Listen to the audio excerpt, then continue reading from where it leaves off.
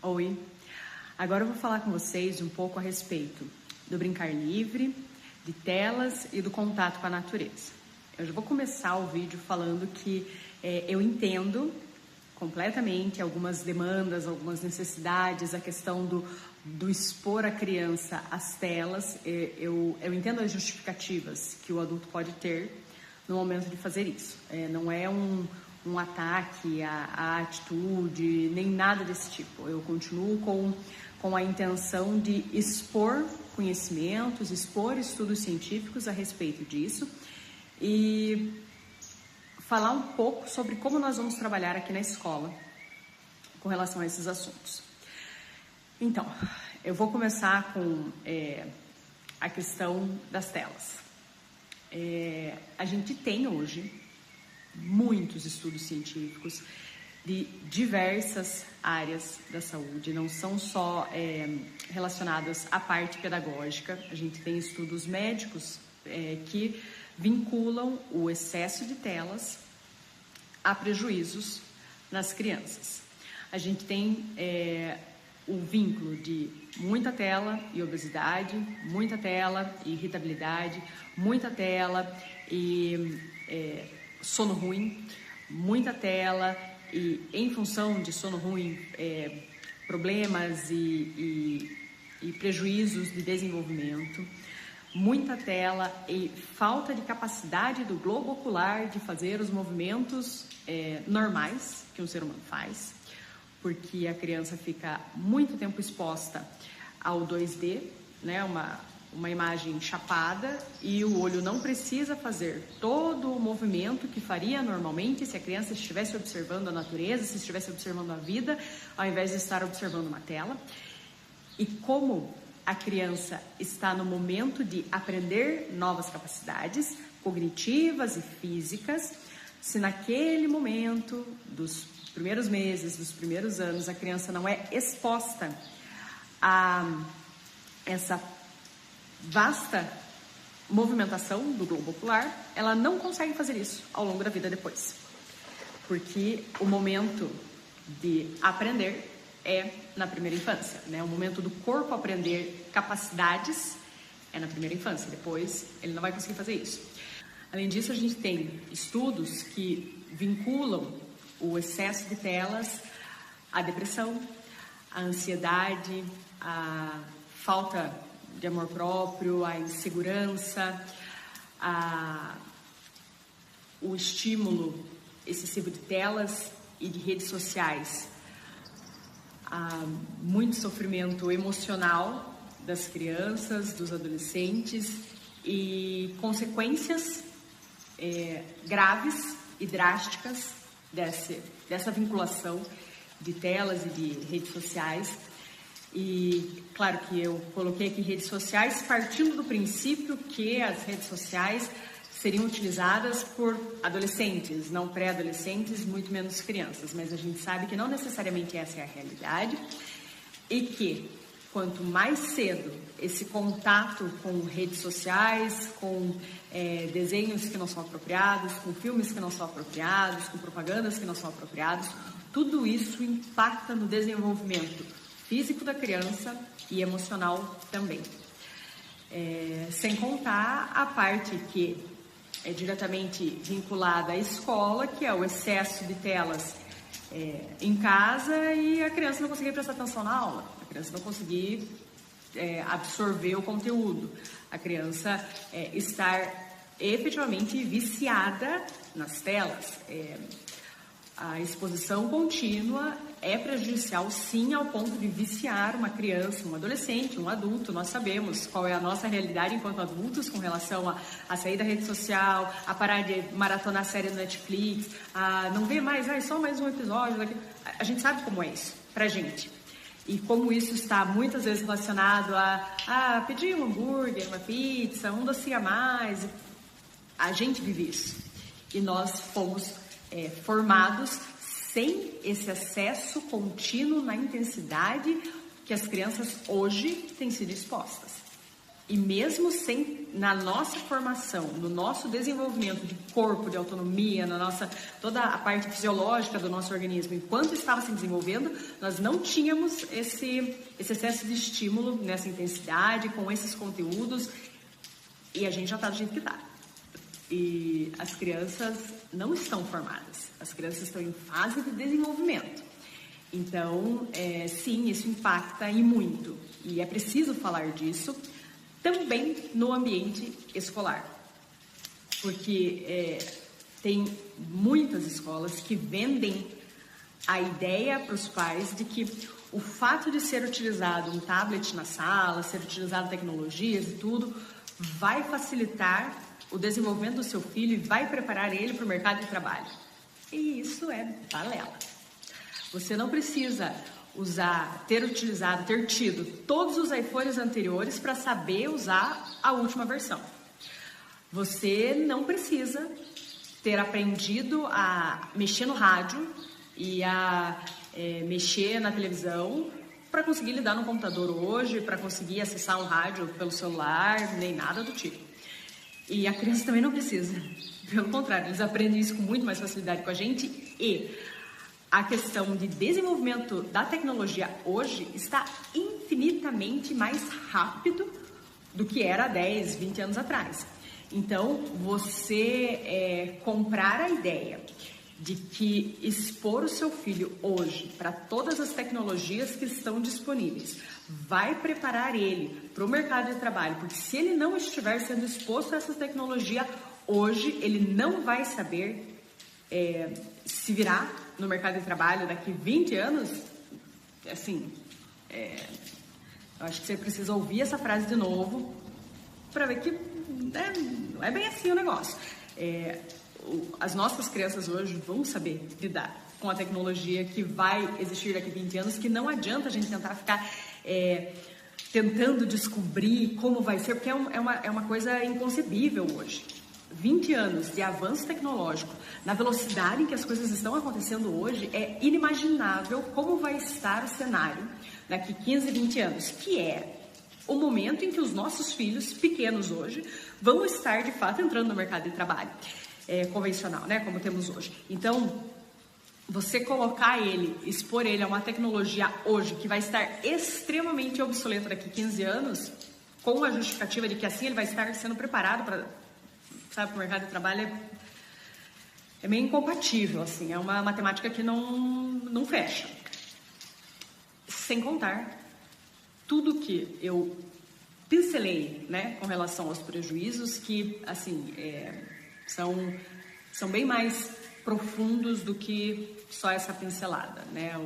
Os impactos negativos da exposição às telas são bem preocupantes. E você ter isso como um meio de educação nas escolas é uma ideia, uma fundamentação que aqui na Primavera nós não utilizamos. Então, a gente não tem tablet, não tem TV, não tem nada disso. A criança vai usar o corpo para aprender. Ela não vai usar um mecanismo eletrônico, tecnológico para aprender nada. Partindo disso, vamos para a natureza. E assim, também temos muitos estudos científicos que colocam pessoas, adultos, que passaram por situações bem traumáticas, bem intensas, né, de pós-guerra, de acidentes, de várias coisas assim fortes, e que o tratamento para isso foi estar em áreas verdes, estar em contato com a natureza, observar a natureza, observar a vida acontecendo. A gente sabe, não é um achismo, a gente sabe, a gente tem certeza que o contato com a natureza, ele favorece muito o desenvolvimento físico, motor, cognitivo, emocional do ser humano como um todo, e principalmente das crianças, porque as crianças estão aprendendo tudo pela primeira vez agora. A gente já sente as necessidades e as faltas fisiológicas e emocionais de não estar em contato com a natureza. E a gente vivenciou a natureza em alguma época da vida, de forma mais presente. Se a gente impede que as crianças vivenciem isso, elas nem vão ter como comparar os cenários. Elas nem vão ter como sentir falta de uma coisa que elas nunca foram expostas de maneira contínua. E isso é muito triste, é muito preocupante. Já existem nomes para distúrbios e falta de natureza. É uma coisa... É muito sério falar a respeito disso, porque é simples de resolver. É simples. Você não precisa necessariamente ter um quintal na sua casa. Você pode ir na praça, você pode dar uma volta na praça, você pode ficar 15 minutos do seu dia, sentado com a sua criança, observando a natureza, observando uma árvore. Você pode todo dia passar na frente de uma árvore e observar que há 2 semanas não tinha um ninho de passarinho ali, mas hoje tem. E daqui a pouquinho vai ter um filhotinho de passarinho, piandinho, e a mãe vai vir trazer uma comidinha para ele. São pequenas coisas que fazem toda a diferença. É claro que dá trabalho você deixar a criança ficar brincando na terra, brincando na areia, se sujando. O adulto tem mais trabalho com isso, mas para a criança é extremamente importante e faz muita diferença para todo o seu desenvolvimento. Eu não acredito que a infância é uma prévia da fase adulta.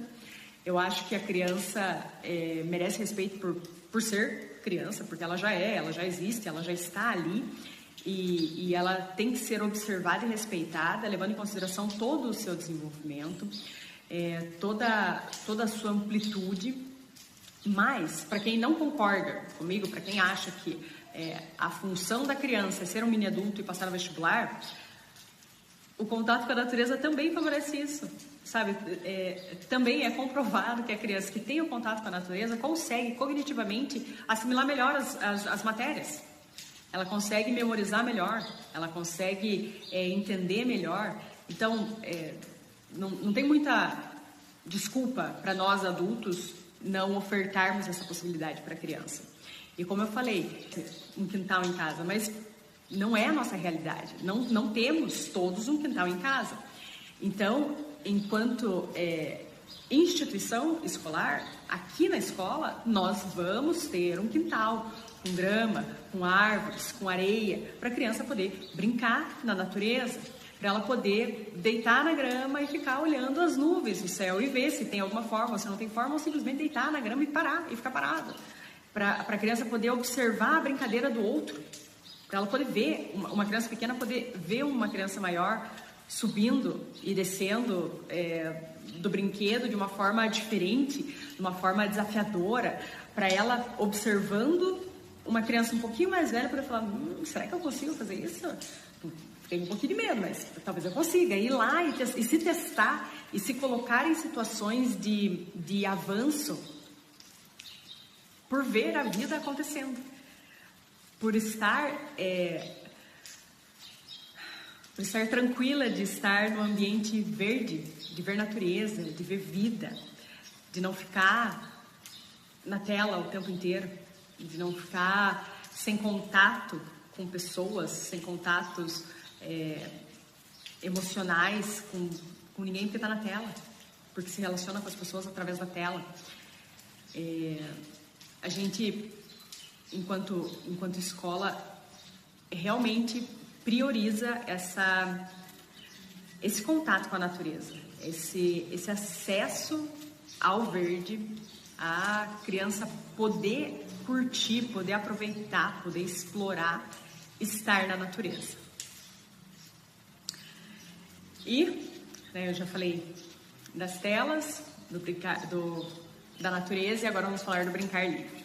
O brincar livre também é meio polêmico, principalmente junto às professoras, porque a gente tem nas faculdades de pedagogia, normalmente as professoras são doutrinadas a estar em sala sempre fazendo alguma coisa, com alguma referência, com alguma base, porque se a criança fizer uma atividade desse jeito, ela vai aprender isso, se ela fizer uma atividade assim, tal, essa atividade trabalha isso não é errado, isso tem o seu valor, é evidente que isso tem o seu valor, e aqui na escola nós temos atividades que têm a justificativa de existir, são atividades feitas para que a criança chegue a exercitar algumas capacidades e tal. Tem essa fundamentação, é essencial ter essa fundamentação, mas você lidar com uma educação infantil só com atividades dirigidas, só com atividades direcionadas pelo adulto, não é saudável, porque a criança não consegue criar, a criança não consegue expor o que tem dentro. O brincar livre, o desenho livre, é a maior expressão da criança. O brincar para a criança, ele tem o mesmo peso e a mesma importância que o trabalho para o adulto. O brincar da criança edifica a criança. Ela precisa brincar, ela precisa ter tempo para criar a brincadeira. Ela precisa ter tempo para inventar, para imaginar. Não é só meia hora brincando. Ela precisa de tempo mesmo para conseguir desenvolver a brincadeira, para ela conseguir brincar sozinha, brincar com o outro, para juntos eles conseguirem construir. A criança é imitação. O primeiro setênio da criança, toda a educação infantil da criança é imitação. A criança precisa ver o adulto trabalhando manualmente para ela fazer o que ela está na época de fazer, que é o brincar livremente. A partir do tempo disponível para a brincadeira, a criança consegue expor para o mundo tudo que ela tem dentro. Toda a parte boa, toda a parte criativa e todos os anseios também. É muito bonito você conseguir observar a criança e perceber e ter alguma percepção de alguma dificuldade que a criança está tendo, que ela não sabe como verbalizar, mas que ela demonstra através do brincar. E você só consegue acessar isso se você tiver tempo observando a criança.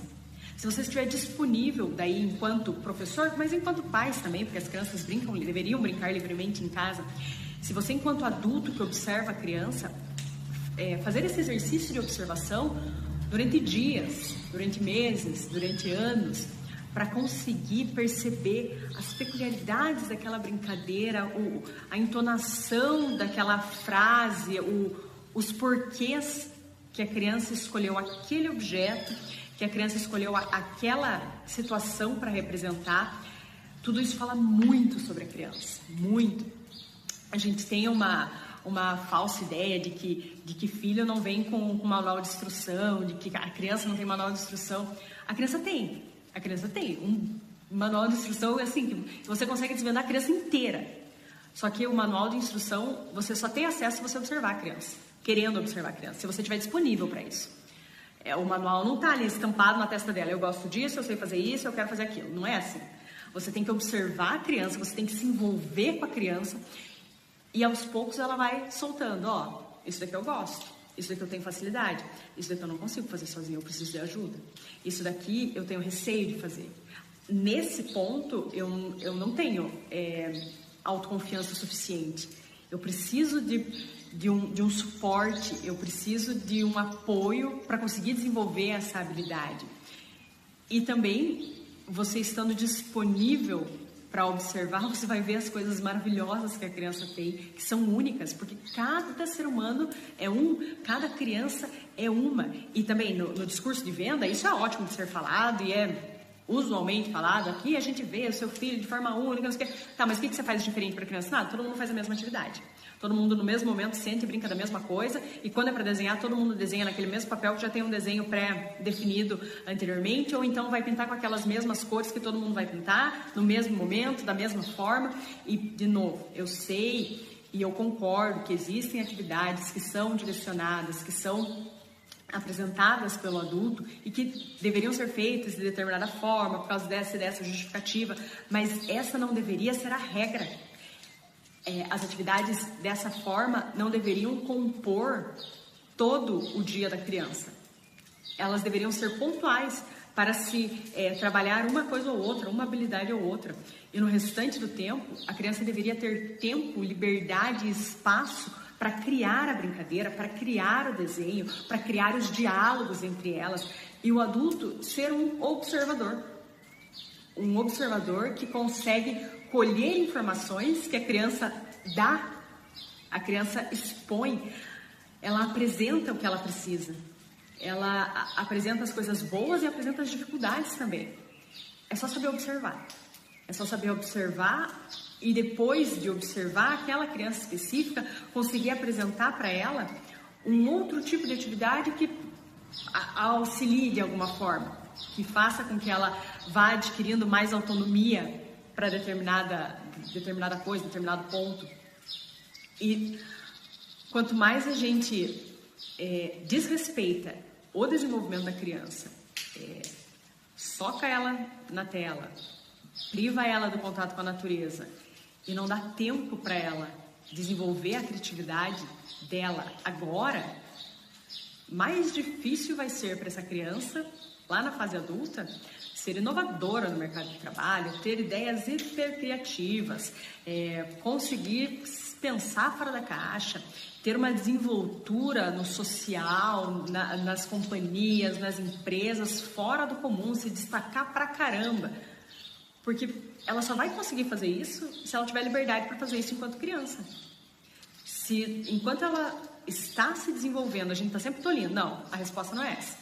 Não dá para pintar desse jeito. Não, brincar agora, tá chovendo, você não vai se sujar. Não. Então, ó a tela aqui, ó. Pega a tela, fica aí um pouco. Quanto mais a gente faz isso, enquanto a criança é pequena, mais dificuldade ela vai ter para se desenvolver no mercado de trabalho. E, de novo, né? Esse não é o meu foco principal enquanto mãe.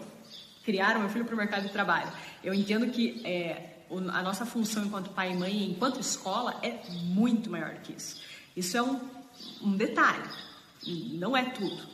Mas, para as pessoas que o mercado de trabalho é o que dita como vai criar o filho, também não dá certo fazer desse jeito que tem sido feito comumente como sendo a melhor escolha generalizada.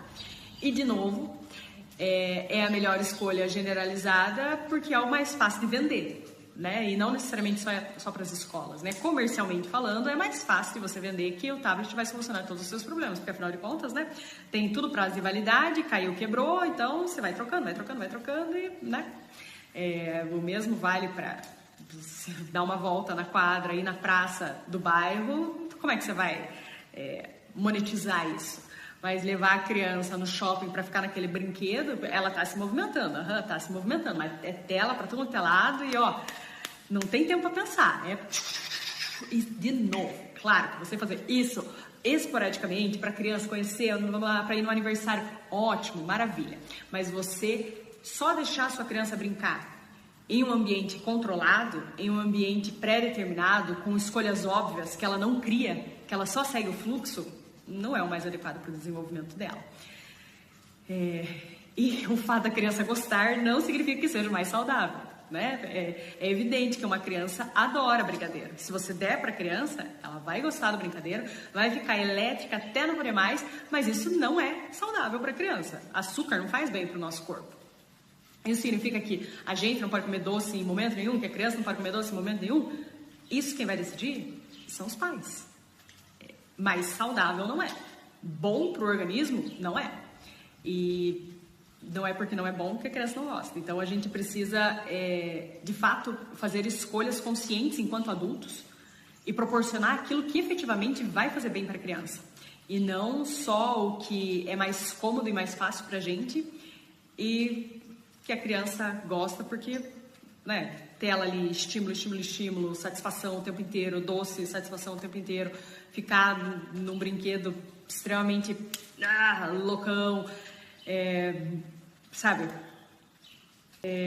A minha intenção não é ficar ditando regras, o que é certo, o que não é certo, nem nada do tipo. Eu quero ampliar conhecimento, levar mais informação, porque às vezes a gente entra no automático em muitas coisas e passa batido. E eu acredito que as escolhas devem ser livres, mas antes tem que ter um estudo a respeito de todos os pontos positivos e negativos para que aí você escolha da maneira consciente aquilo que se encaixa melhor para sua família. E, de novo, eu estou super aberta para diálogos, para conversas, para questionamentos a respeito da educação e do que a gente quer apresentar enquanto escola.